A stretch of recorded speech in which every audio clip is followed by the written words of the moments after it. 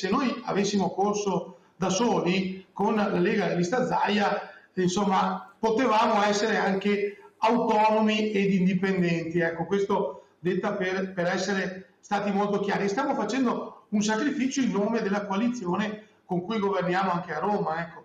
Ma in Veneto questo per noi, insomma, è un sacrificio. A poche ore forse, ma non è certo, dalla resa dei conti sul nome del candidato, la situazione nel centrodestra è questa e viene da chiedersi se, anche dopo che la scelta sarà fatta, lo stato di tensione cambierà. Difficile perché quando sarà svelato il giallo, l'una o l'altra parte sarà comunque rimasta scottata e con tali premesse si avvierà una campagna elettorale a rischio schizofrenia. Sandon Haring parla di sacrificio del carroccio a restare uniti.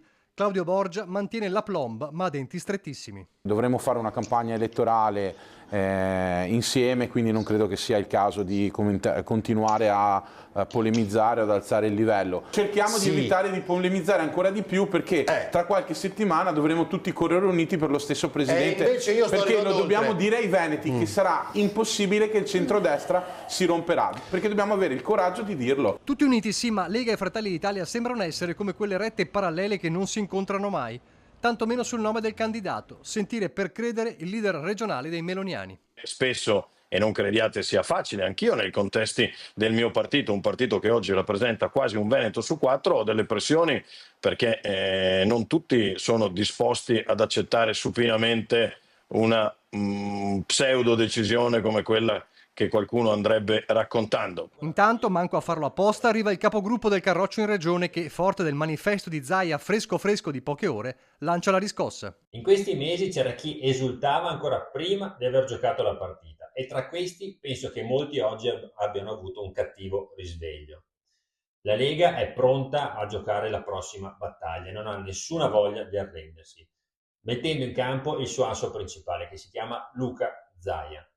Noi di fronte abbiamo un obiettivo politico molto importante, che è quello di far diventare Alberto Stefani il prossimo presidente della Regione Veneto, in continuità con l'amministrazione di Luca Zaia. Ma soprattutto abbiamo un altro obiettivo, che è quello di far confermare la Lega come primo partito nella nostra regione, primo partito in Veneto. Siamo sicuri che i riferimenti all'esultare e al brusco risveglio siano destinati soltanto al centrosinistra? Saremmo propensi a dire di no. Da par suo, De Carlo, che sulla Lega, primo partito in Veneto, avanza sicuramente qualche dubbio, è ben chiaro sul lancio anticipato di Alberto Stefani. Se fosse deciso, perché non avremmo dovuto dirlo? Non c'è nessun motivo per cui c'è un centrodestra che si riunisce e che sta cercando il miglior candidato possibile. Io sono contro queste forzature eccessive. L'unico punto di accordo allora resta il